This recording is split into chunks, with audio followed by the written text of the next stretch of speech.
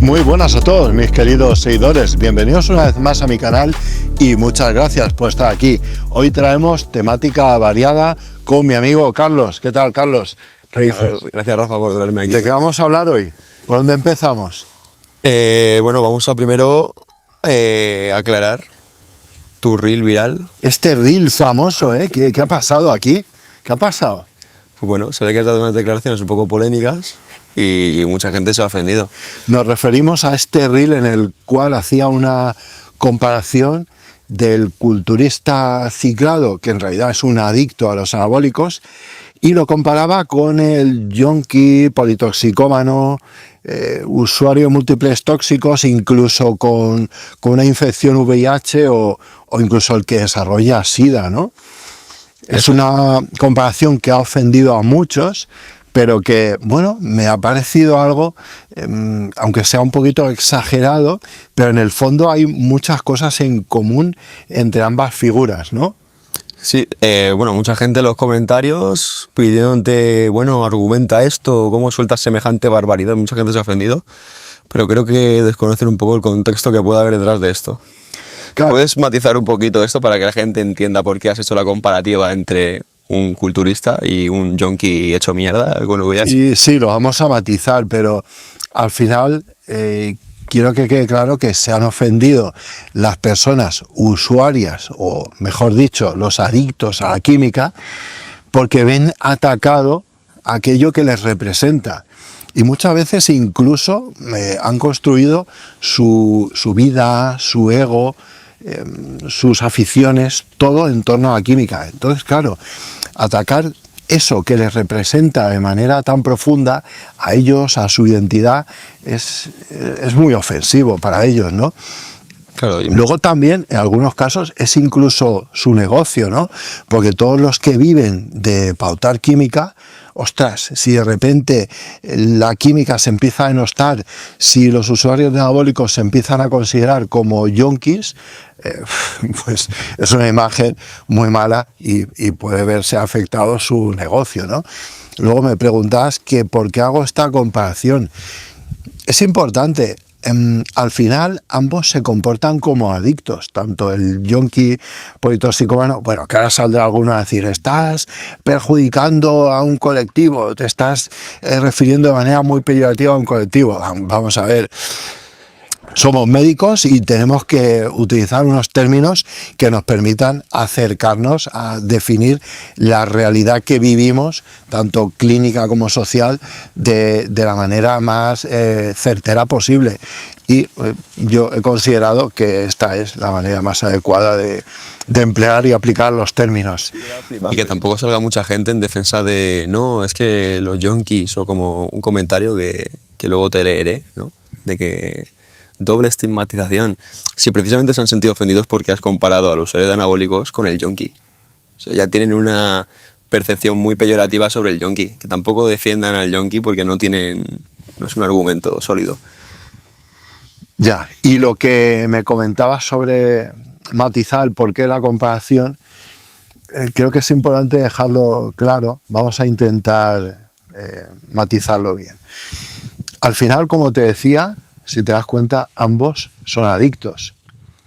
Son adictos que perjudican su vida y su salud de una manera muy importante. No solo su salud, sino, como digo, su vida. Date cuenta, la calidad de vida que pierden, el impacto familiar, social, laboral, tiene mucho impacto. Y hablando en términos de salud, si te fijas, el politoxicómano, el yonki, es claramente a la vista un enfermo. Todos tenemos claro lo que es la imagen del yonki, como decía el gorrilla que está pidiendo en el descampado. Todos sabemos lo que es. Sí que es verdad que ahora, como decían por ahí, que se ve menos, tal, sigue existiendo.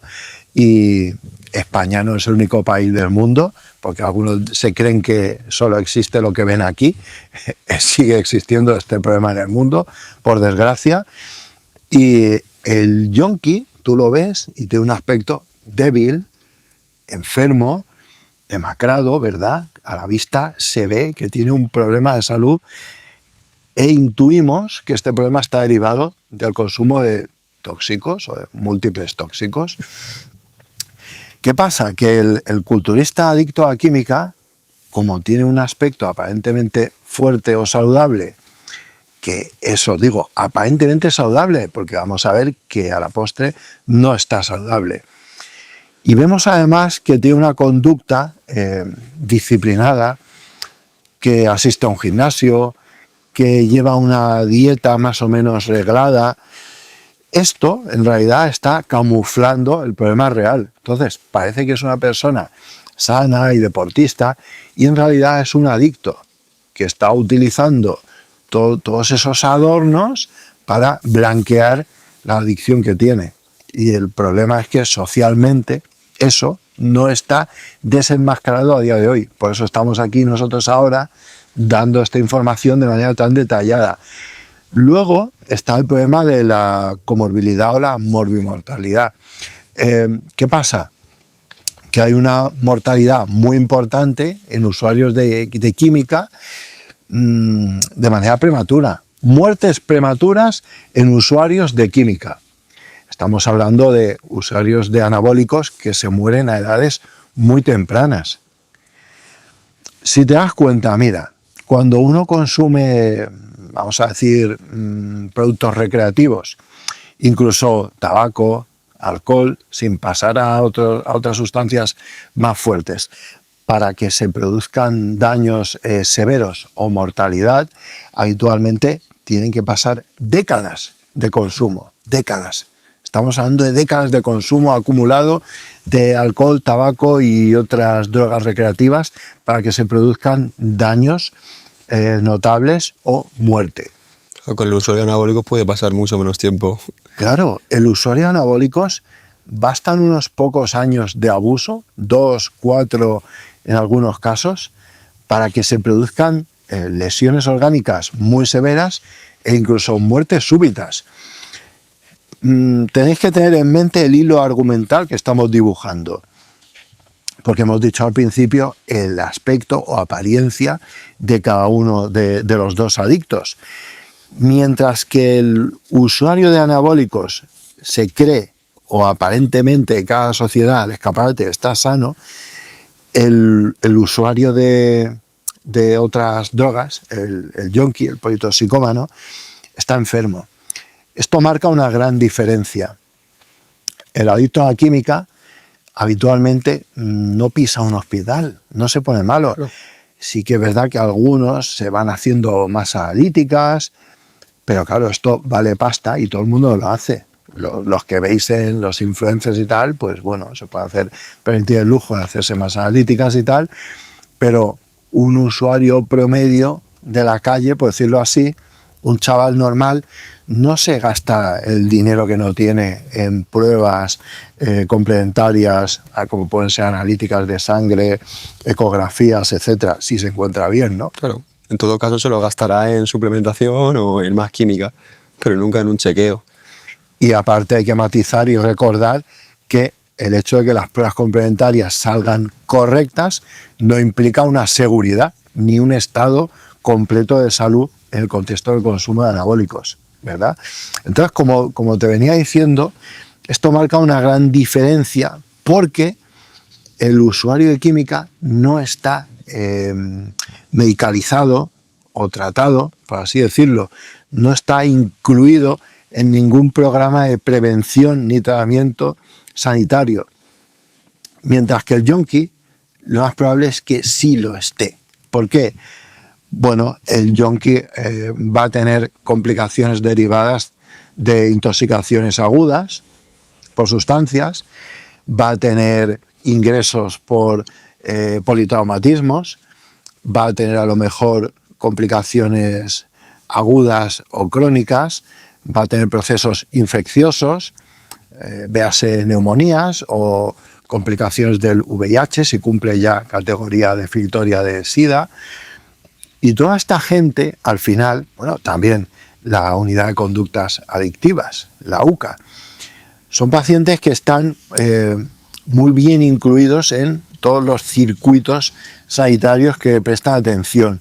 Entonces, entre ese proceso constante de atención al paciente adicto, esos ingresos sucesivos, donde se va a ajustar el tratamiento al alta, el paciente se va a ir del hospital con un tratamiento que va a mantener a raya muchas de las patologías que va desarrollando.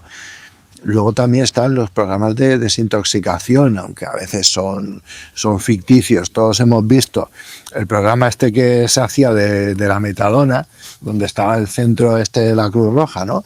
Entonces el yonki, ¿no? Con la litrona, claro, tranquimacín. El yonki iba por la metadona, pero ¿qué hacía? Se iba a la trastienda, la pinada esa que ahora aquí en Alicante, una pinada, ahí se iban ahí detrás todos los yonkis a tomarse la metadona, pero combinada con la litrona y con otras cosas. Y luego está ahí todo el suelo lleno de jeringuillas. Claro.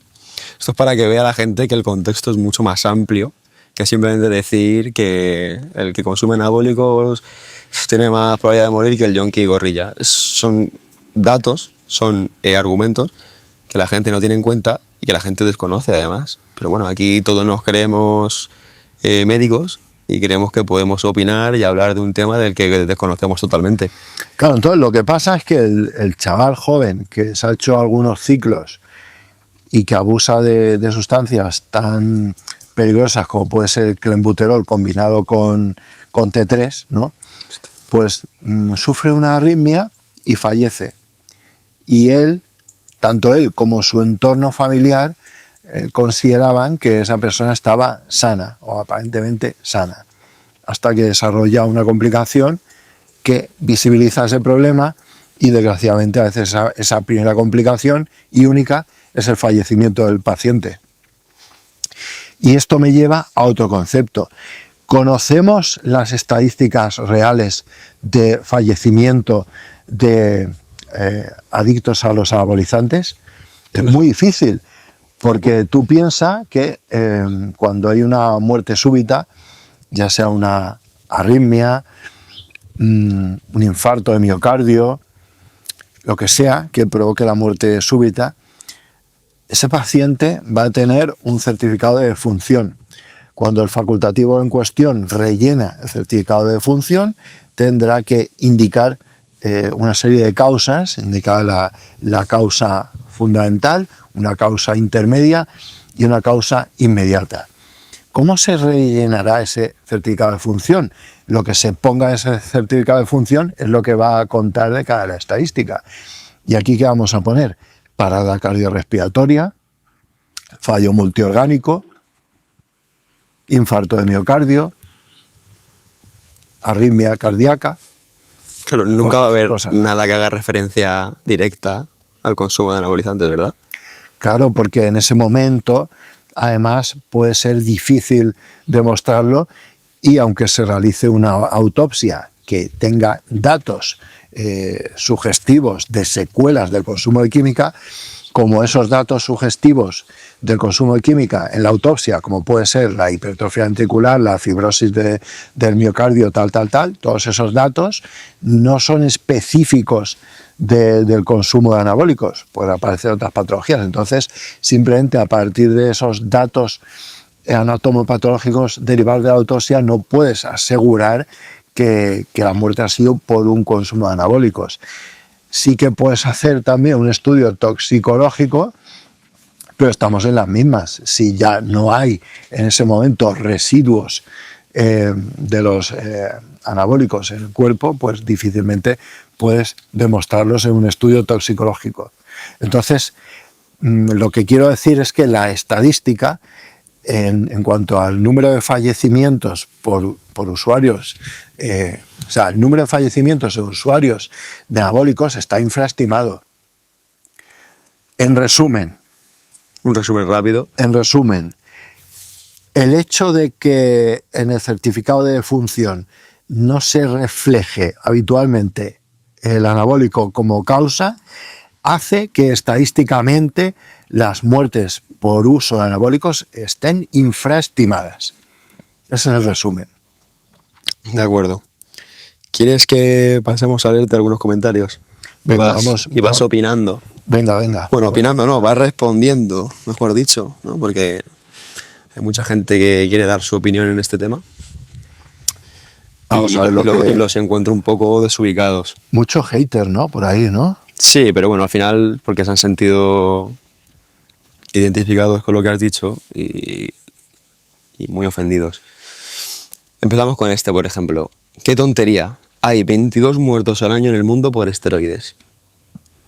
Sí. ¿Qué podrías decirle tú a esta persona? ¿Cómo que 22 muertos al año en el mundo por esteroides? ¿De dónde se saca este tío? ¿Dónde sacas esa cifra? 22 es materialmente imposible, es poquísimo.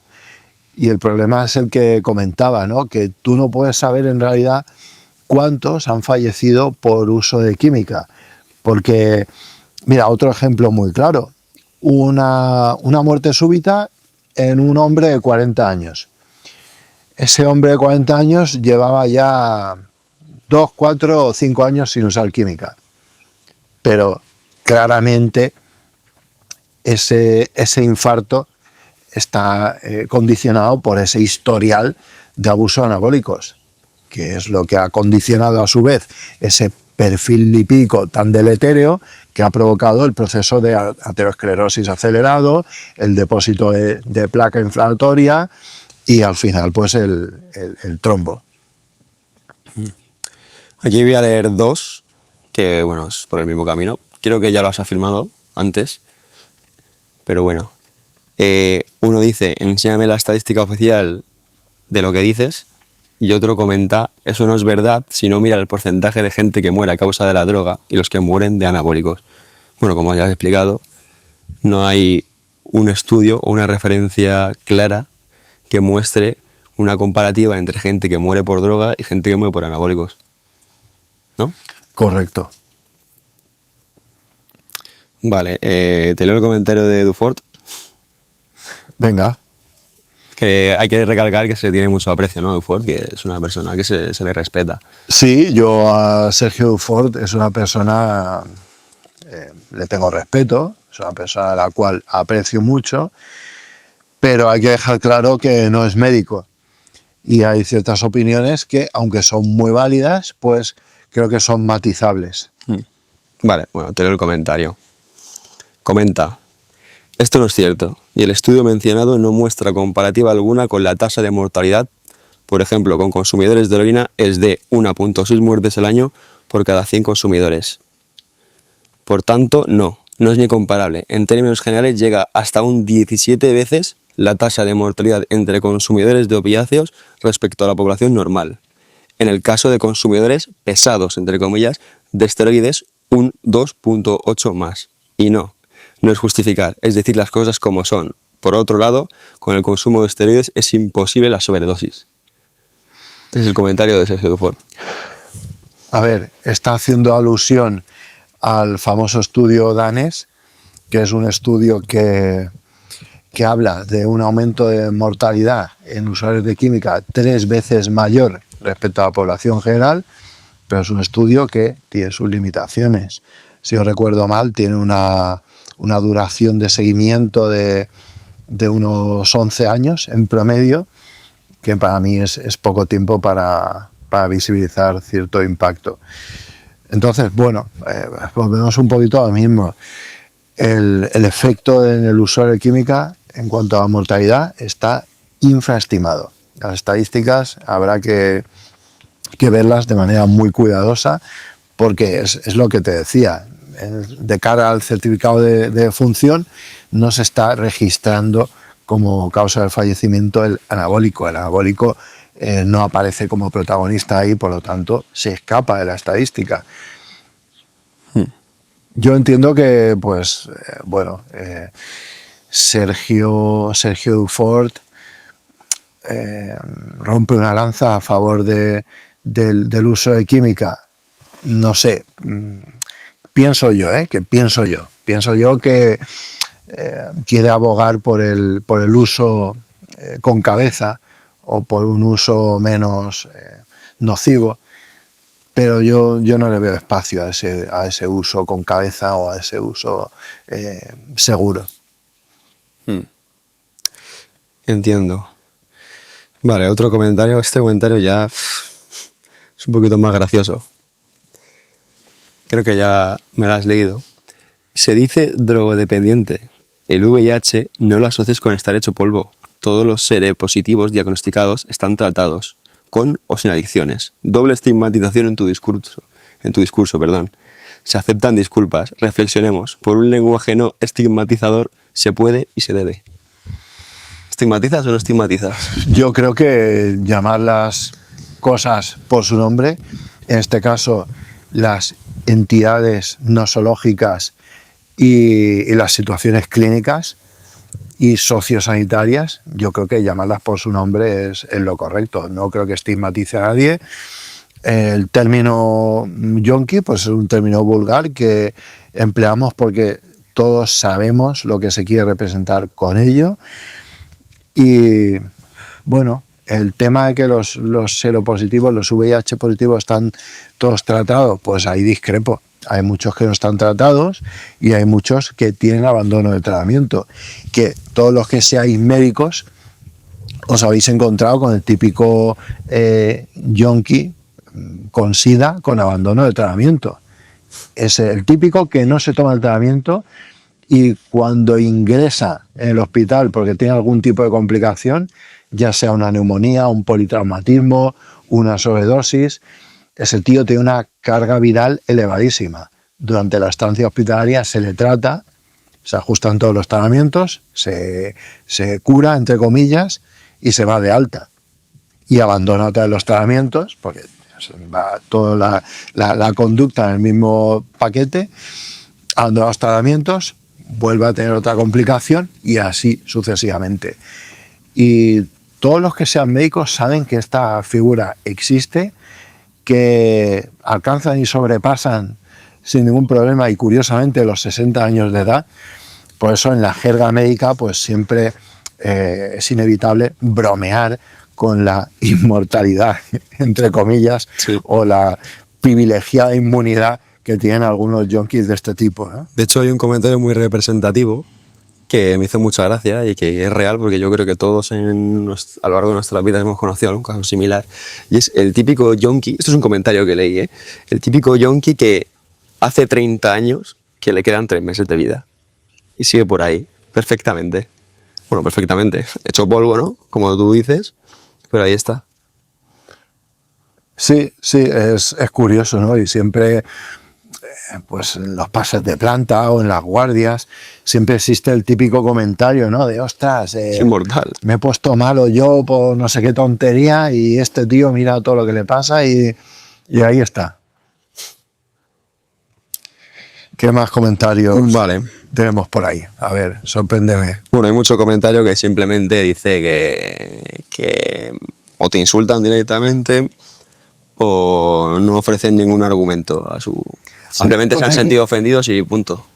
Un comentario de uno bastante conocido, ¿no? Que le contestaste y te dijo que eras un analfabeto y tal. Sí, hostia, es que este tío... Si a Sergio Dufour se le respetaba, creo que no cabe respeto ninguno. Es fantasma de mucho cuidado. ¿Cómo se llama? Rodri Salas. Rodri Salas. Rodri Salas. Ahora entramos a opinar sobre su persona y sobre su figura y en qué ha basado su negocio. Porque creo que no sé si hay alguien en la comunidad que lo respete en el sentido de, bueno, pues alguien reputado como Sergio Dufour o figuras así. Pero bueno, te leo el comentario, ¿no? Vamos allá. Dice, Rodri Salas, esto es una barbaridad. Que esto lo diga un médico y utilice médico para dar credibilidad a sus palabras es una burrada de magnitudes inconmensurables. Entiendo tu labor en contra del consumo de química, pero esto no solo te quita credibilidad, sino que incita a la gente al consumo de sustancias extraordinariamente más dañinas que la química. Una vergüenza. Este tío piensa que por el hecho de que tú decir eso, estás ya incitando a la gente a consumir otro tipo de drogas, como si no se pudiese vivir sin el consumo de sustancias. O sea, da por hecho que si yo hablo negativamente de una adicción, es que estoy justificando el desarrollo de otra adicción. Pero vamos a ver, se puede vivir sin adicciones, ¿no? Sí, perfectamente se puede vivir sin adicciones. Este tío, yo lo que le dije, bueno, lo definí como un fracasado de manual. es lo que me parece a mí. Una persona, bueno, cuya opinión es muy respetable como persona, como ser humano, ¿verdad? No, Pero yo ahí discrepo. O sea, con el tema de las opiniones, Gustavo Bueno, que es uno de los filósofos más influyentes del siglo XX en España, decía, dar una opinión sin un argumento que respalde esa opinión es una tontería. Para eso no doy una opinión. Porque al final somos 50 millones de personas casi en España, más la comunidad hispanoamericana, que se suman otros tantos millones y todos tenemos una opinión distinta. Pero si tu opinión no va a ofrecer un argumento que respalde tus palabras, es una tontería. Por lo tanto, yo no estoy de acuerdo en que, bueno, es una opinión más y como opinión es respetable y es un ser humano. Yo ahí no estoy de acuerdo, porque si vas a decir una gilipollez, para eso mejor te callas. bueno, yo respeto que opine, pero evidentemente su opinión no es válida, carece de validez. Este individuo pues no tiene ninguna autoridad en el mundo sanitario, no es médico, no tiene experiencia clínica y bueno, además es una persona, como decía, pues un fracasado de manual, alguien que ha basado su éxito en el físico y un físico además logrado mediante el consumo de química. ¿Qué representa esa persona? Ha basado básicamente, bueno, también ha basado su personalidad en decir que él ha sido un gordo, un fracasado toda su vida y que ahora, gracias al consumo de anabólicos, no lo dice así textualmente, ¿no? Pero lo deja entrever, como que es más exitoso, folla más, ¿no? Porque también este tío es como un gurú del sexo, por lo que sea, y el tío como que no para de esgrimir ese argumento.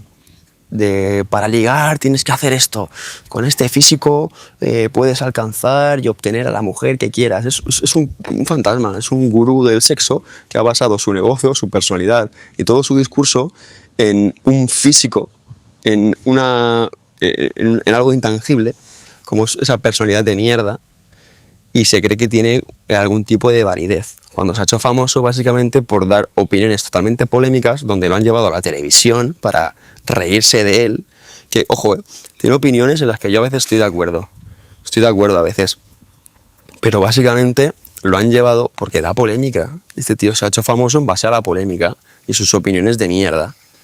Es como no sé si tú conoces a Andrew Tate. No.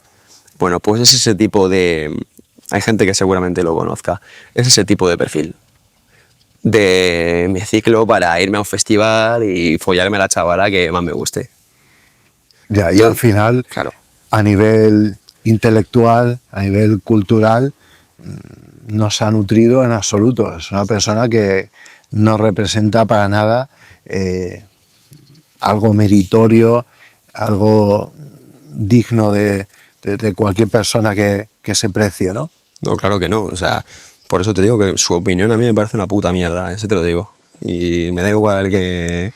Vamos al siguiente comentario. Y me diga lo que quiera. Bueno, no, es que quiero también otro comentario que él dejó, que decía que los médicos se reían de ti, que ya lo hacen. No sé qué tipo de médicos, tío. Los médicos serios, dijo, ¿no? Médicos serios, sí, ¿qué médicos serios? Los médicos serios. A tu mascota, la que tienes haciéndote los vídeos, que parece una... Bueno, en fin, me voy a callar. Médicos serios. En fin, vamos a pasar, si quieres, al siguiente comentario. Sigue leyéndome comentarios. Vale. Bueno, una chica también te comentó, se le vio muy ofendida. Te leo el comentario. ¡Qué barbaridad! Te habrás quedado bien a gusto. Otro que se suma al carro de la muerte del culturista. Gracias a personajes como tú, se le está haciendo daño al culturismo. Nadie dice que sea sano, no te vayas por ahí. Pero las burradas que se sueltan por tener el segundo de visualización es penoso. En absolutamente todos los deportes hay muertes y muchas más por sustancias que los propios culturistas. Pero siempre lo digo, hay que ver de dónde viene la información, la credibilidad, aún así estudiarla y corroborar, y los logros de la persona, y a la vista está la frustración y el minuto de gloria deseado. Penoso. A esta mujer le gusta mucho escribir y. Bueno, a esta señorita parece que le ha provocado un gran escozor anal el hecho de mostrarle la realidad de una manera tan contundente, ¿no? Sí, aparentemente. No, parece que sí. ¿Y qué más tenemos por ahí? ¿Tenemos más? ¿Alguno así interesante? Bueno, pues hay mucha gente. Veo que has generado mucha simpatía en gente que no tiene nada que ver con el mundo de la musculación y del gimnasio. No sé si apoyándose en tu discurso, como que refuerzan la creencia de que el que va al gimnasio es un yonki, que ahí pues yo no estaría de acuerdo, pero veo que tienes mucho más apoyo de esa gente, ¿no? Que también es gente que tiene un poco de ignorancia, que no sabe cómo funciona el tema del gimnasio y cómo funciona el tema de los anabólicos. Claro, Es curioso que hay como una diferencia muy grande, ¿no? Los usuarios de química te han puesto a parir y la gente que no tiene ni idea del gimnasio dice, tienes razón, es... Correcto, correcto. Que al final entrenar sin más no te sitúa en la definición de adicto, ¿no? Pero cuando hay uso de química, pues la gran mayoría de usuarios al final terminan comportándose como adictos. Estábamos hablando antes de los costes. Los costes que tiene ser culturista, ¿no? ¿Recuerdas un poquito? Sí, podrían dejarse fácilmente, ¿no? No me acuerdo si la cifra estaba entre 600 y 960 euros mensuales, lo que correspondería a un 65% de un sueldo medio, en el menor de los casos. Y bueno, y preparaciones más completas. Un culturista promedio aficionado que haga alguna competición al año, estaremos hablando de un gasto promedio de 1.200 euros mensuales aquí en España. Es un salario. Claro, hay gente que tiene un salario de unos 1.600, ¿no? Si estamos hablando de una persona así, imagínate. Y el promedio es inferior, ¿eh? El salario promedio es inferior a 1.600. Pues imagínate el gasto que supone, o sea, para hacer frente a sacar adelante esta afición que es el culturismo. Si hablamos en términos económicos, por eso quería sacar a relucir los gastos que supone el culturismo, porque si hablamos en términos económicos, el culturismo ya no se puede considerar como una afición, se considera como una adicción, porque en el momento que estás poniendo en compromiso tu economía para desarrollar una actividad, ostras, aquí ya, fíjate, me está recordando mucho incluso a un ludópata, ¿no? Un ludópata que pone en peligro la economía familiar porque se lo gasta todo en juego. Pues esto es un poco igual. Tú no vives del culturismo, es una afición que tienes. ¿Qué necesidad de gastarte todo el dinero o un porcentaje tan elevado de tus ingresos mensuales en una actividad que supuestamente es lúdica? Yo, en mi opinión, lo veo una tontería, una salvajada. Nada conveniente, nada procedente. Y conozco casos de gente que para llevar este estilo de vida han puesto en juego la economía familiar, afectando incluso a sus hijos pequeños. Sí, es que vivir del culturismo es muy difícil, por no decir prácticamente imposible, y los que lo hacen en base a patrocinios, redes sociales, asesorías, sobre todo asesorías. Pero culturismo como tal no existe. Vivo de ser culturista. Bueno, vives de hacer asesorías, vives de que ciertas marcas te patrocinen y vives de una imagen que das en redes sociales, pero nunca del culturismo. Es más, el culturismo en sí lo que hace es darte un gasto, nunca un beneficio. Correcto. Bueno, pasamos a otro temita así interesante. Otro tema. Traías varios temas, ¿no? Sí, entonces daríamos por zanjado todo este tema iba encaminado, ¿no? Sobre el reel viral Sí, yo creo que podemos darlo por zanjado y a quien no le guste, oye, que se beba un vaso de agua y ya está. Sí, antes de pasar al siguiente tema, me gustaría comentar una cosa, y es que me parece una falta de respeto muy grande, ¿no? Yo no soy profesional de la salud ni médico, pero que alguien que por el simple hecho de intentar dar su opinión, intente equiparar su argumento al de un médico que lleva entre 11 y 12 años de formación, me parece una falta de respeto grandísima. Igual que tú no vas a discutirle a un profesor de matemáticas si 2 más 2 es 4, tú no puedes ir a un médico y discutirle ciertas cosas que le competen en su campo. Y a mí eso me parece una falta de respeto. O sea, para los médicos y para la inteligencia de las personas. Eso es una cosa que quería dejar clara. Que siempre que leo cualquier tipo de comentarios, que sí, que está bien, si el comentario, si la opinión tiene un argumento que lo respalda y que es nutritivo, pues es totalmente respetable. Pero si vas a insultar y a decir gilipolleces, mejor cállate, tío. No, me parece una falta de respeto. Pero es que últimamente todos saben mucho de medicina. Todos saben mucho de medicina, claro. Y todos saben más que yo de endocrinología, fíjate. Sí. No sé si es algo característico de la sociedad española o qué, pero es como que todos, de repente todos somos unos todólogos. Todos somos aquí Jordi Wild y sabemos de todo. Y pues es penoso. Eso sí que es penoso. Vale, siguiente temita. Otro concepto. ¿Qué opinas del concepto de rentabilidad anabólica y el cómputo anual? Es un... Bueno, lo tenía ya apuntado desde hace unas semanas, que lo hablamos, recuerdo. Sí, un término curioso, la rentabilidad anabólica y el cómputo anual. Esto hace alusión a cómo rentabilizar el entrenamiento a lo largo del año, es decir, la distribución cíclica del entrenamiento, la dieta, la dedicación, porque claro, no se puede estar durante todo el año progresando. No se puede estar todo el año ni incrementando pesos, ni tratando de progresar a nivel muscular, ni tratando tampoco de llevar la dieta estricta y reglada durante todo el año. Tampoco se puede pretender a nivel psicológico, que es otro aspecto a tener en cuenta, el desgaste o el hastío que puede suponer estar todo el año con esa dedicación.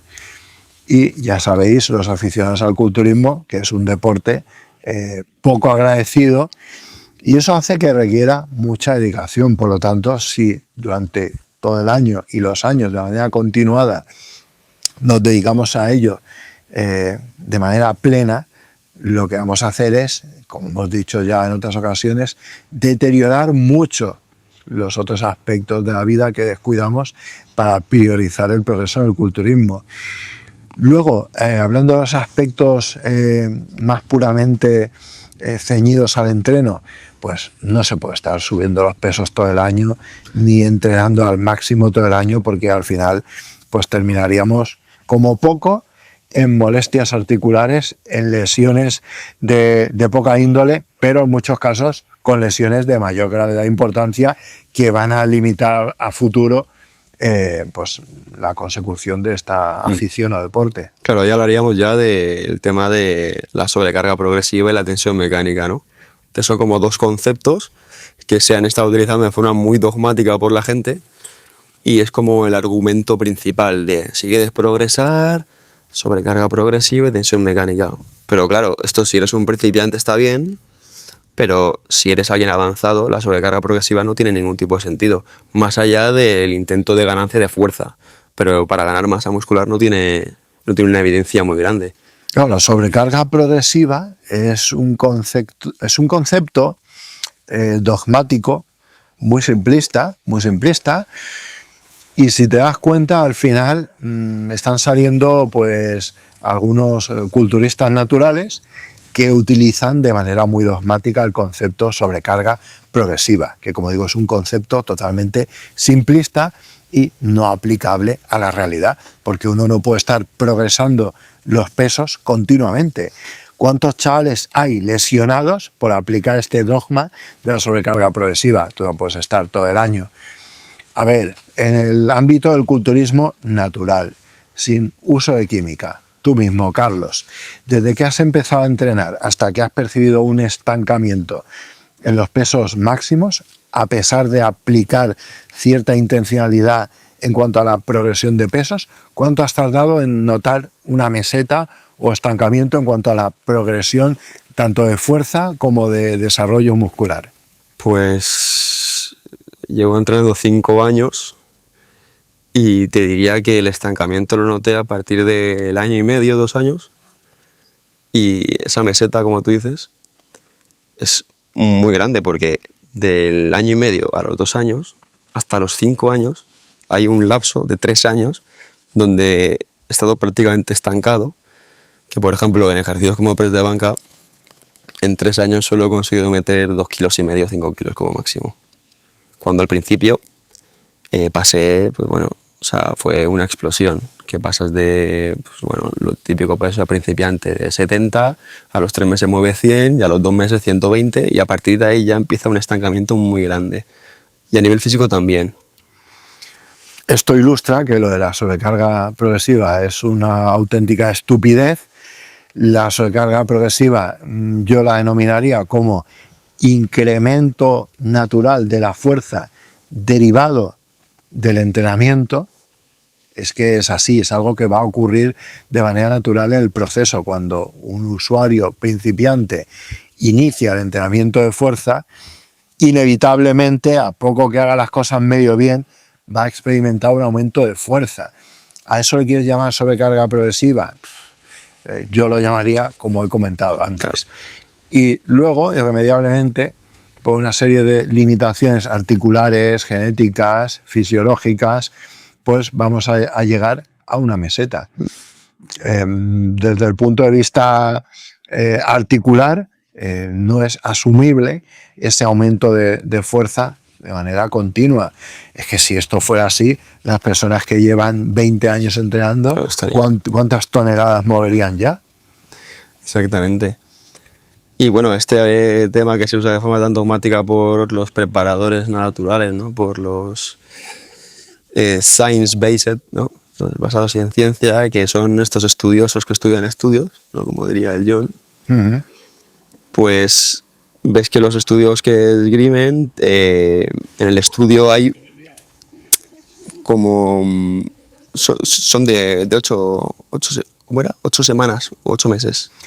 No recuerdo, que me pasaste un estudio que hablaba de 8 semanas. Son estudios, los papers que hay que hablan de sobrecarga progresiva, te refieres a esos papers, esos ¿no? Papers, sí.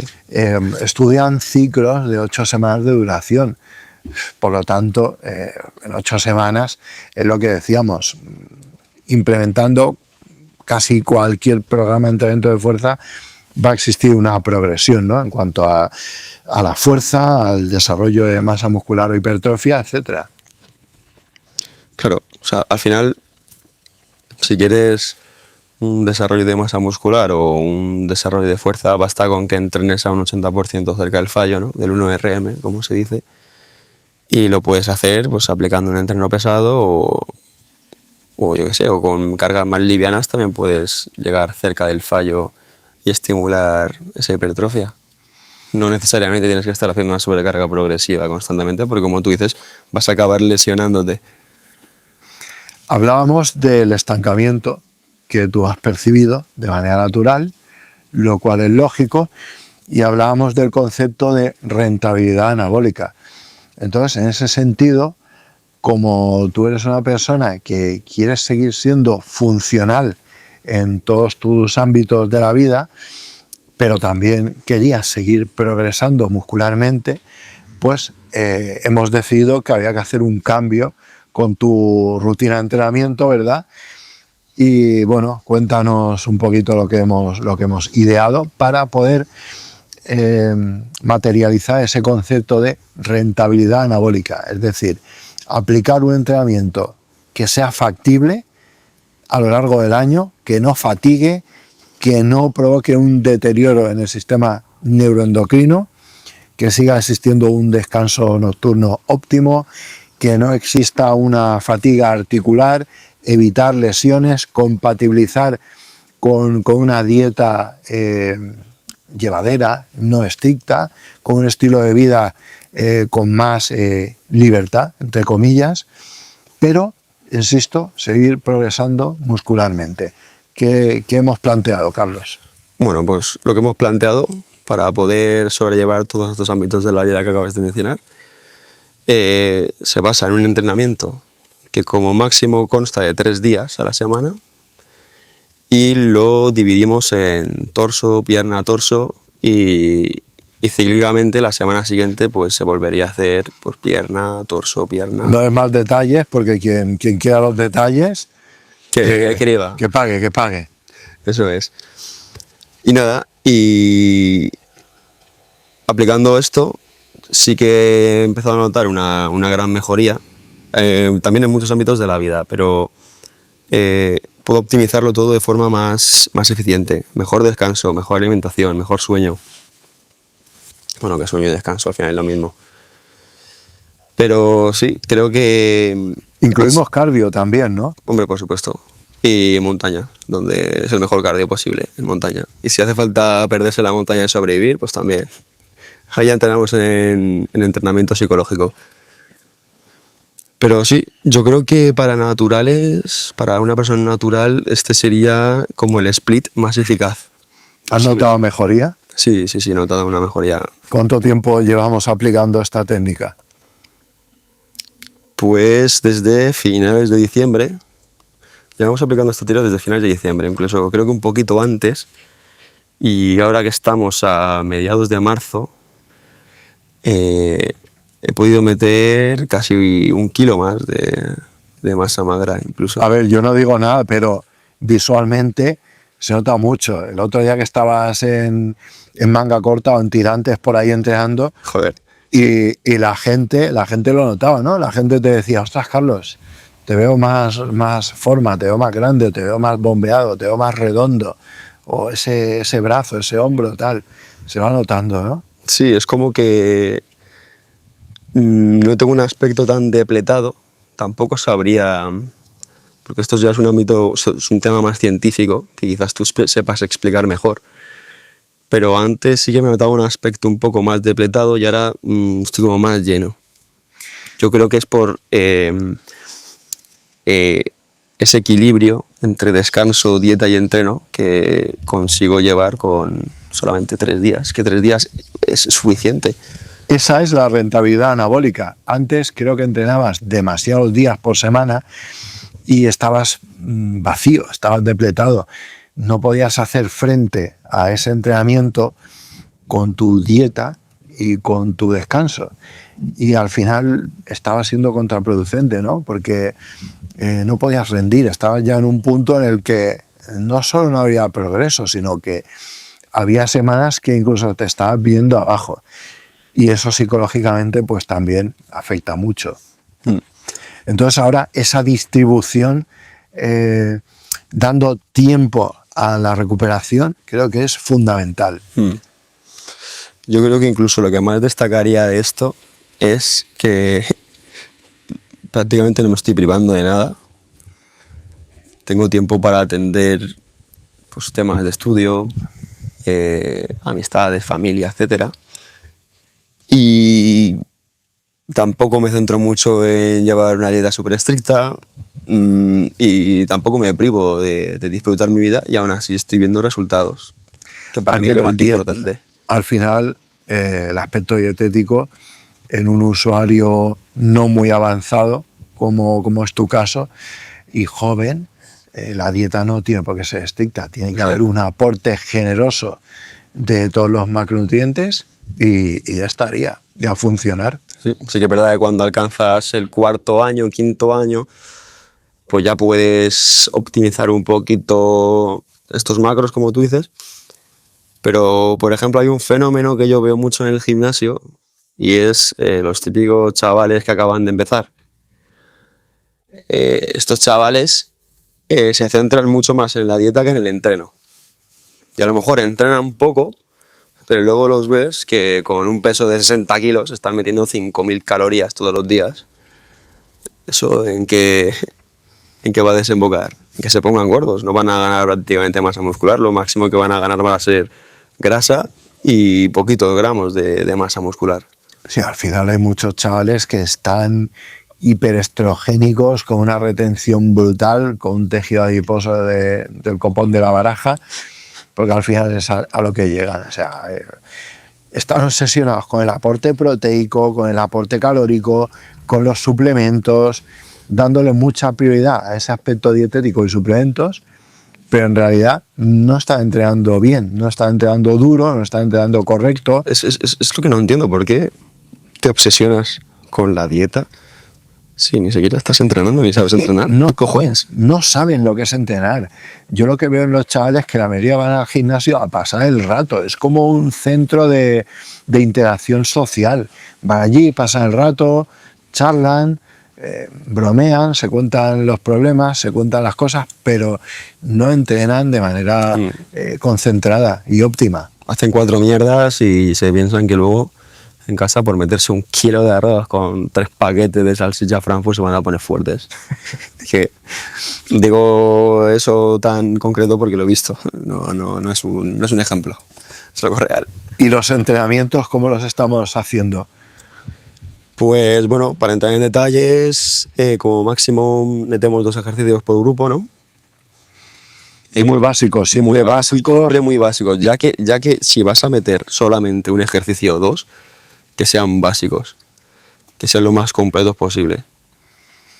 Muy básicos, tendiendo siempre a utilizar pesos libres, si es posible.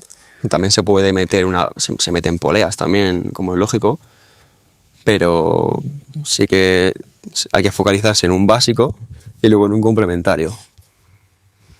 No nos vamos a poner ahí como los fake natis estos, ¿no? Que están ahí con las poleitas. La técnica, Dios, qué intensidad. Es que esto es otro tema muy gracioso.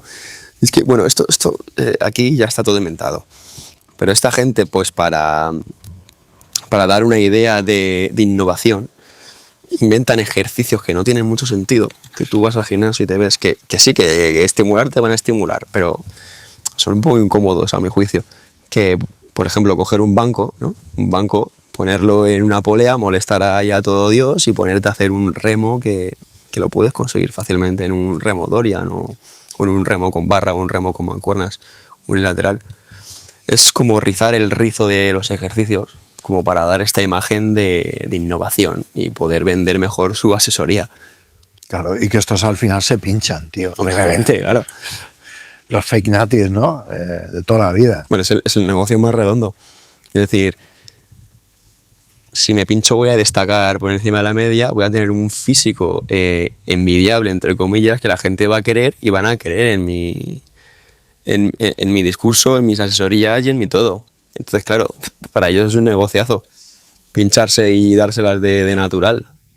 Ostras, pero es que yo he visto algún tarao de estos diciendo que están así gracias a la evolución del culturismo natural. Lo de las máquinas. Y las máquinas. ¿Escuchaste eso? Claro, había un retrasado por ahí diciendo que habían evolucionado mucho la condición y el tamaño del culturismo natural por la compra de máquinas modernas. El lacayo del John Pradels. Cuidado, que decía, así, el paje primigenio. El lacayo. Decía que las máquinas modernas han desbloqueado el potencial oculto del ser humano. Claro, como... O sea, eso es una gilipollez de magnitudes, como diría el Rodríguez Salas, inconmensurables. O sea, es como decir que el músculo de repente adquiere conciencia propia y sabe qué ejercicio estás haciendo y, oh, gracias por hacer este remo con esta máquina Hammer Strength, pues voy a crecer más. O sea, el músculo no entiende de si estás levantando una piedra o si estás haciendo un ejercicio en una polea o en una barra.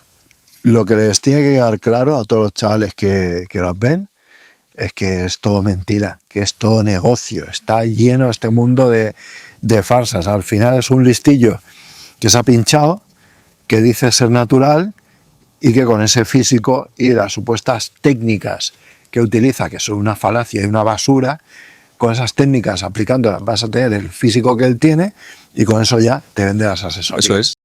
Seguiremos hablando del concepto de rentabilidad anabólica, que al final la rentabilidad anabólica es un método para compatibilizar el progreso muscular con la vida cotidiana. Y eso lo vas a mostrar tú en unos meses, ¿verdad? Exactamente. Vamos a ir explicando cómo se ha dado el asunto, ¿no? Vamos a demostrar que no hace falta privarte de absolutamente nada, bueno, siempre un poco con cabeza, pero que se puede progresar teniendo una vida totalmente satisfactoria y fructífera en todos los ámbitos. Y lo vamos a demostrar. Grabaremos algún entreno a lo mejor. Sí, claro, por supuesto. Sí, sí. Creo que es algo que le puede gustar a la gente, ¿no? Ver cómo entrenamos, cómo aplicamos todo esto que estamos mencionando aquí. A lo mejor puedes incluso mostrar algún día de tu alimentación cotidiana, como suele ser. Eso es. Son detalles que a lo mejor... Sí. Uno no, grabaremos más, porque a la gente yo creo que le puede interesar, ¿no? Nuestro cardio, muy importante, Es importantísimo. hacemos cardio en montaña, que es una actividad de horas de duración, sin ningún miedo al catabolismo y a la pérdida de masa o fuerza, ¿verdad? Y tampoco catabolizar mucho. Es que la gente piensa que a lo mejor haciendo largas travesías de cardio se van a quedar flacos y depletados en un instante. Es mucho más complicado que eso. No es tan sencillo. A lo mejor la última ruta que hicimos, que nos perdimos y estuvo graciosa, que tuvimos que meternos en una cueva y hacer un fuego, y hicimos de supervivencia pura. Hicimos 3 picos por aquí, por Alicante, y que habremos quemado 1000 calorías. 900. A ver, son calorías, pero es decir, estuvimos 9 horas en la montaña sin parar. Claro, pero son situaciones puntuales, que no es una cuestión que ocurra a diario, y esas situaciones tan puntuales, aunque puedan suponer cierto catabolismo en ese momento, el impacto que tiene eso global a la larga es nulo en términos de catabolismo muscular. Pero, sin embargo, el impacto beneficioso o favorable que tiene es mucho. Porque al final, si te das cuenta, hacer cardio, y más a ese nivel, proporciona salud, proporciona un nivel cardiorrespiratorio y una salud que no vas a tener si es un culturista obeso sedentario. Exactamente. De manera que esa salud cardiorrespiratoria, esa salud metabólica, te va a permitir, aunque tú no te des cuenta, progresar mejor en términos de musculación. Es lo que te iba a decir, que la salud que ganas en la montaña luego la vas a poder extrapolar en tus entrenamientos. Claro, has adquirido un sistema metabólico más eficiente, más sano. La mitocondria funciona de una manera más óptima. La autorregulación hormonal también funciona mejor. Al final hay muchos conceptos que se pueden aplicar ahí y darte cuenta cómo el cardio tiene un impacto favorable en la musculación. Iremos documentando todo. Que, por cierto, cabe aclarar que todo lo que estamos aquí hablando hoy no está aplicado, obviamente, al mundo competitivo del culturismo. Estamos hablando un concepto que está aplicado a un usuario común, de calle, por así decirlo, alguien que tenga como objetivo estar fuerte, ser funcional y progresar en el gimnasio y en el deporte en general. Sí, que la gran mayoría de las personas creo que no quieren competir. O sea, al menos los que puedan vernos y consumir este contenido, no creo que sean competidores IFBB Pro que quieran. Eso ya tienen sus mecanismos, sus métodos, pero nosotros vamos a intentar aplicarlo para otro tipo de target. Y aunque la mayoría de seguidores son chicos, veo que cada vez hay más chicas también. Y me preguntan por todo esto del culturismo y también me preguntan mucho por la química. Fíjate qué curioso y qué nocivo es el uso de química en mujeres, ¿no? De hecho, yo estaba un poco desconectado sobre el tema química en mujeres hasta que... iba a decir un nombre, pero si me ve igual... Bueno, una persona muy cercana a mí, una amiga, digamos, me comentó que en su círculo cercano tiene amigas que pues naturalmente van al gimnasio y entrenan, pero que estas amigas estaban muy convencidas de que querían ciclarse y utilizar anabólicos. Claro, yo no sabía que estaba tan presente también en el mundo femenino esto de... Porque, vale, que una quiera hacerlo, bueno, es un caso aislado, digamos, pero que dentro del mismo ambiente ya haya 3, demuestra que quizás hay una gran cantidad de mujeres que están pensándose seriamente si utilizar anabólicos. Gran culpa de esto la tienen algunos preparadores que son unos auténticos carniceros sin escrúpulos. Unos cabrones, así. he visto ya muchos testimonios, en realidad son unos criminales, porque intentar inducir a una chica joven al consumo de química, eso es un crimen.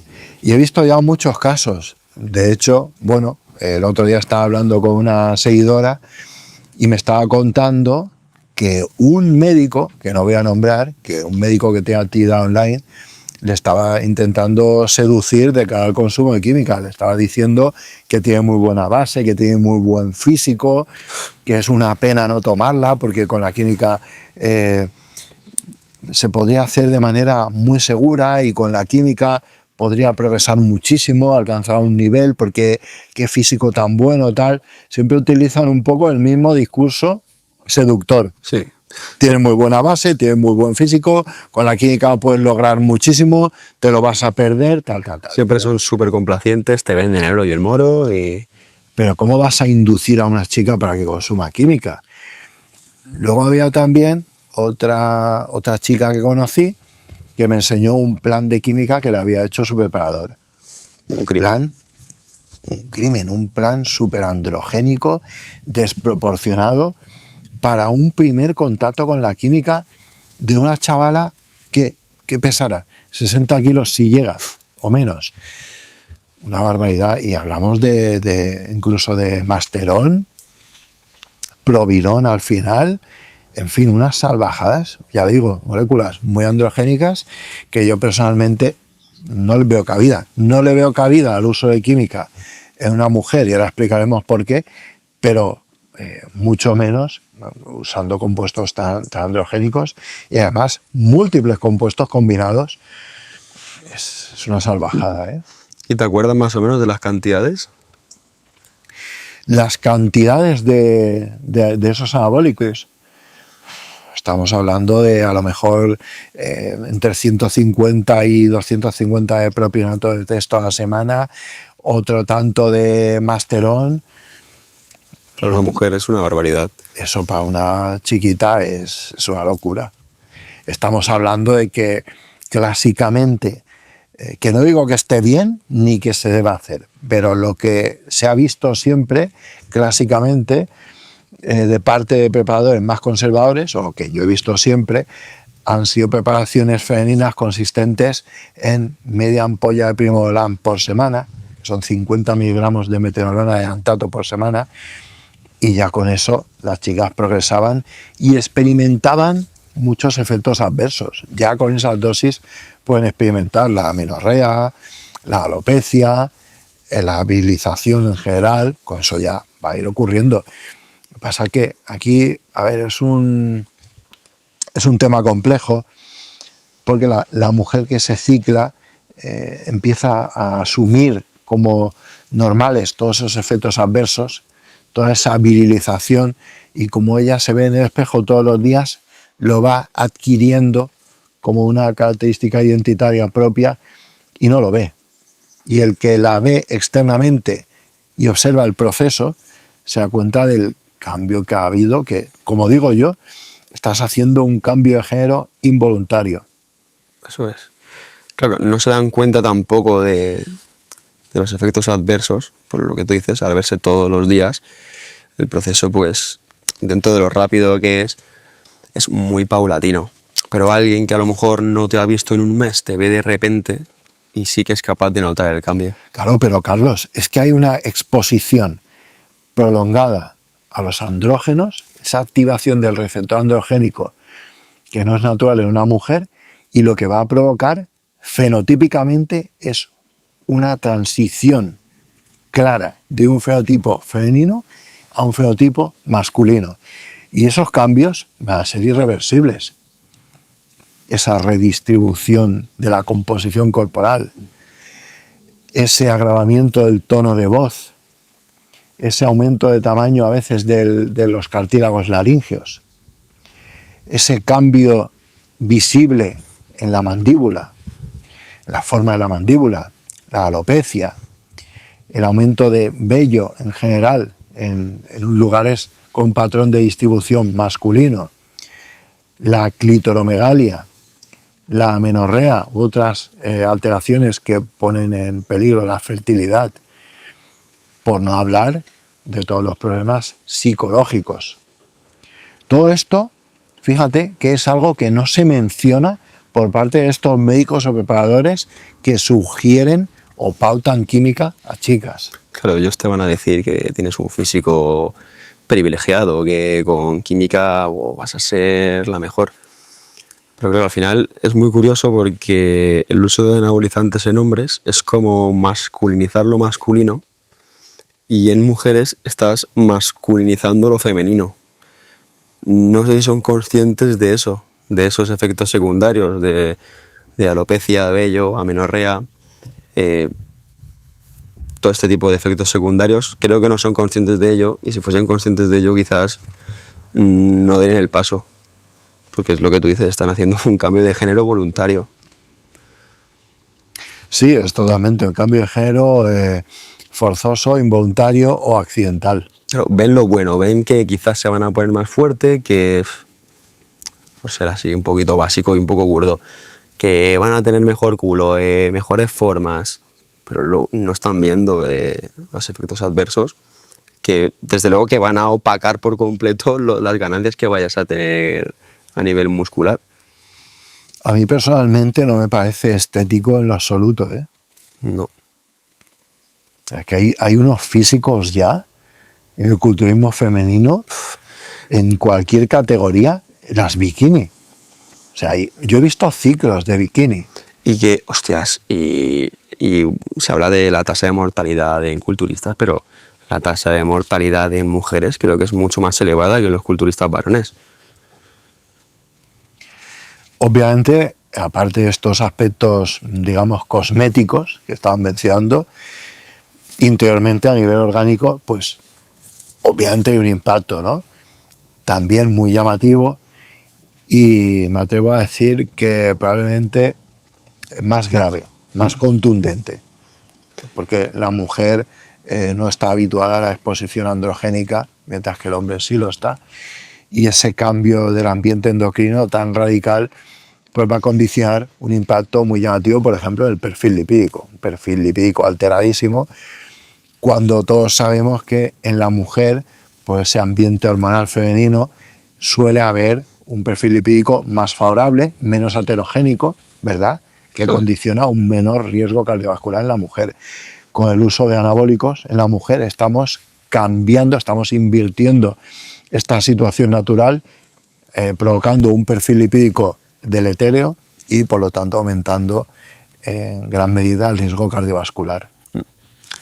Te he interrumpido antes, que estabas dando tu opinión sobre la bikini.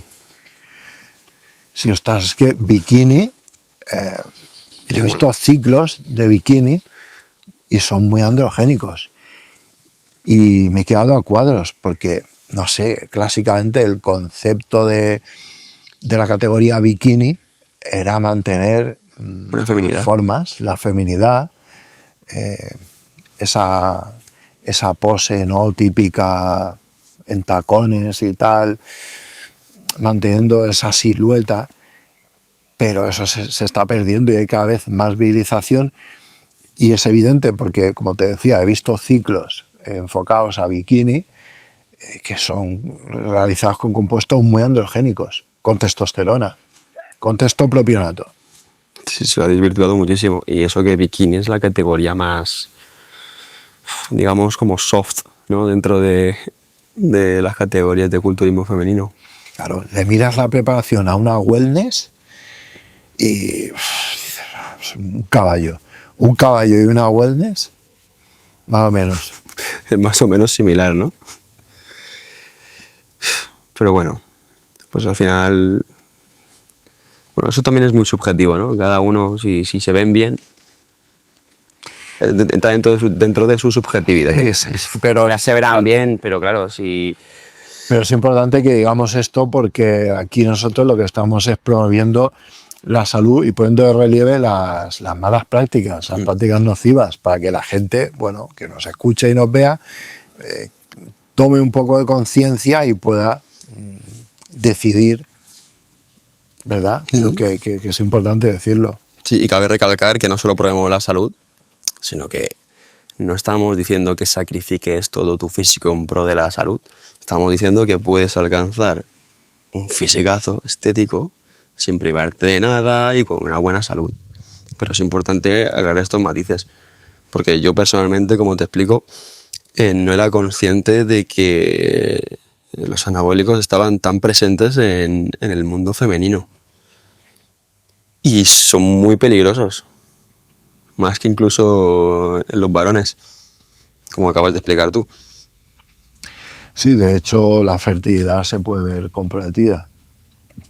Al final pues pasa igual que el varón, ¿no? Esa exposición continua a altas dosis de compuestos androgénicos, pues en las gónadas va a tener una repercusión más o menos reversible.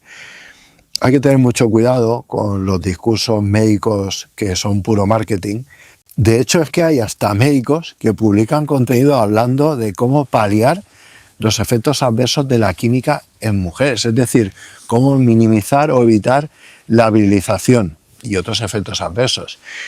Tenemos, por ejemplo, un cardiólogo, el doctor Carlos de Diego, muy comentado siempre. Buen cardiólogo de aquí, de la provincia de Alicante. Pues este tío me llamó la atención mucho una publicación que hizo donde hablaba de ciertos efectos adversos de la química y explicaba cómo evitarlos o solucionarlos. Entonces, el doctor Carlos de Diego, cardiólogo, por cierto... Cabe recalcar que es cardiólogo. Hay que recalcarlo, que hace un cardiólogo hablando esto y tratando estos temas, pero bueno, publicó una diapositiva donde hablaba de ciertos efectos adversos, como es la virilización. Y ponía en una columna el efecto adverso y al lado la solución que él ofrecía. Hablaba, por ejemplo, de alopecia, solución, dutasterida tópica del cuero cabelludo. Ensanchamiento mandibular, solución, inyecciones de Botox. Y así. Me da la sensación de que son terapias que él mismo aplica, o sea, que él mismo te vende. Entonces, bueno, es curioso, ¿no? Porque es como un ambiente donde los propios gurús de la química te inducen al consumo de química o a los patrones de consumo a llevar a cabo, y ellos mismos después te ofrecen y te venden las soluciones de esos efectos adversos que la química que ellos te han sugerido o que con la que ellos están acompañados va a suceder, ¿no? Y te lo venden como una solución, pero parece más un casteo que una solución, ¿no? Parece como que han hecho de esas para merecer un pinchazo de Botox ahí, una inyección de dutasteride. Me parece criminal. No me parece para nada. ¿Y qué hace aquí haciendo estas cosas un cardiólogo? Mira, es lo de siempre. Al final, ¿de dónde sacas más rentabilidad? ¿De ser un muy buen arritmólogo o de hacer este tipo de cosas? Pues yo creo que es evidente que esto le da más rentabilidad y está tirando por esto. Al final, pues intenta sacar dinero. Es más un pseudoempresario que un médico. Sí, al final es la imagen que da. La imagen, sí. Y en el ambiente hospitalario no sé qué reputación tendrá a día de hoy este hombre. Pero no sé qué pensarían sus compañeros. A mí me parece especialmente preocupante que un cardiólogo se dedique a manejar TRTs, a manejar otras terapias hormonales, a autoproclamarse especialista en culturismo o medicina del deporte, como hacen otros, que, bueno, hace poco he detectado por ahí otro médico, del cual no he revelado la identidad todavía, pero puede que próximamente lo haga. En proceso de investigación está. En proceso de investigación, un médico que tenía anuncios por ahí de búsqueda de empleo, parecía muy desesperado por encontrar empleo, se ofrecía para lo que hiciera falta, básicamente, y ese tío, que es licenciado en medicina, que no tiene ninguna especialidad y que está tan necesitado de empleo, no parece estar enfocado vocacional ni académicamente en ningún ámbito concreto. Pues bien, este tío de repente se ha autoproclamado médico deportivo, especialista en culturismo, y eso no existe. En España, al final, la formación MIR no contempla esa especialidad, ni medicina deportiva vía MIR, ni mucho menos especialista en culturismo, y al final lo que hacen es una autoproclamación y bueno, pues marketing médico. Sí, es marketing para vender un negocio, punto. Pues igual que Carlos, igual que muchos otros médicos que se han autodefinido, ¿no? Especialistas en... Soy especialista en culturismo, soy especialista en TRDs también, cuando a lo mejor, qué sé yo, igual eres un rehabilitador, no eres especialista en... Carlos, la importancia de llamarse Carlos. Carlos, yo me llamo Carlos también, es que yo me llamo Carlos, soy especialista en... Es que mira, te tengo a ti, que eres Carlos. Tenemos al doctor Carlos de Diego, el cardiólogo. Tenemos al doctor Carlos Valentí, el rehabilitador. Tenemos a Carlos Mejías, el carnicero del sureste, Academia del Carnicero del sureste. Y tenemos a Carlos Ruiz, arquitecto Prime. Arquitecto Prime, un saludo, qué máquina. En un momento aquí 5 Carlos. Joder. Voy a cambiar el nombre, voy al registro civil ahora y me voy, por si acaso. No voy a ser que se me asocie con estos. Oye, un rehabilitador sale por ahí diciendo no hay que preocuparse, no os preocupéis porque un rehabilitador paute testosterona, porque esto es algo que cualquier médico puede aprender. Claro, claro. De ti, ¿no? Concretamente lo aprenden de ti. Concretamente de mí. Tú eres los médicos tú eres los profesores, ¿no? De Estados Unidos. El experto. Eres tú. El experto de Estados Unidos eres tú.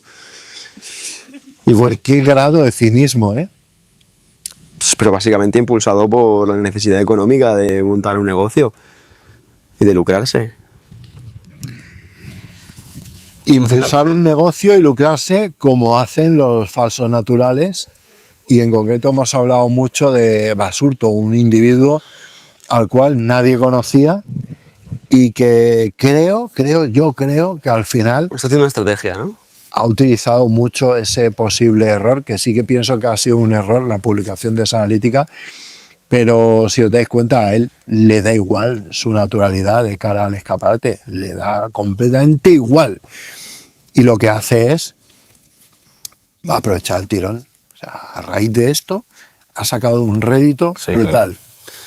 Pero al final, donde más se crece en redes siempre es de la polémica.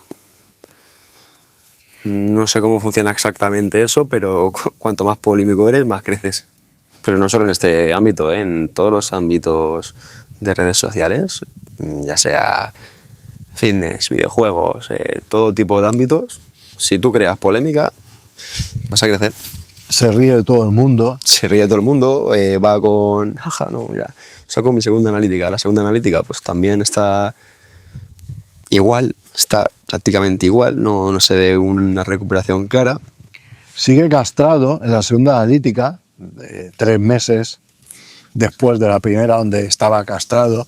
En esta última sí que ha mostrado las gonadotropinas y la LH está en 2 con algo, lo cual es inapropiadamente baja para esa testosterona, es decir, que el hipotálamo sigue suprimido. Y es curioso porque últimamente ha salido un culturista, Roberto Castellano, que ha reconocido el uso continuado de química durante los últimos 20 años y ahora ha realizado un parón del cual se está recuperando sin empleo de farmacología para el PCT, es decir, una recuperación de manera natural, y ha mostrado alguna analítica del proceso de recuperación natural. Y resulta que la recuperación de este culturista es mucho mejor que la de Ander, supuesto natural. Fíjate. Y también que Roberto Castellano dice que, o sea, explica cómo ha perdido el físico, cómo se ha deteriorado también en muchos ámbitos, y ahí lo ves, con una testosterona muchísimo superior a la que tiene Ander Basurto ahora mismo. Es que irremediablemente un estado de castración... Vas a perder el físico, o sea, es completamente imposible mantener ese grado de masa muscular y de sequedad con esa testosterona. Y hay mucha gente que se lo cree, no sé, se ve que pesa más el argumento subjetivo de decir soy natural y punto, que un argumento clínico y médico. Pero fíjate que no hay ninguna intención de demostrar la naturalidad, porque yo tuve un debate con él en el canal este que fuimos, y fíjate que él en ningún momento, a pesar de haber expresado yo lo que haría como médico, él en ningún momento me ha preguntado a mí qué parámetros determinar en esa segunda analítica de control. Claro. Eso se lo preguntó a un señor que es preparador, que por muy preparador que sea no tiene ni puta idea de hormonas, y le ha dicho lo que el hombre, lo que el señor con toda su buena fe ha tenido bien de decirle, pero que, insisto, no es médico, no es endocrino, no tiene puta idea y ya está. Y de eso que le ha dicho este señor, que es un preparador, él se ha hecho la mitad encima. Porque si tú quieres hacer las cosas bien, vienes y me preguntas a mí como endocrino y me dices, doctor Cerezo, ¿qué debo analizarme? Y te lo haces, pero no lo ha hecho. Luego también tiene un preparador cercano, su preparador, que es médico. También podría echarle una mano, aunque dice que no actúa de médico con él. Pero puede hacerlo, ¿no? Claro. Y siempre está como omitiendo parámetros, ¿no?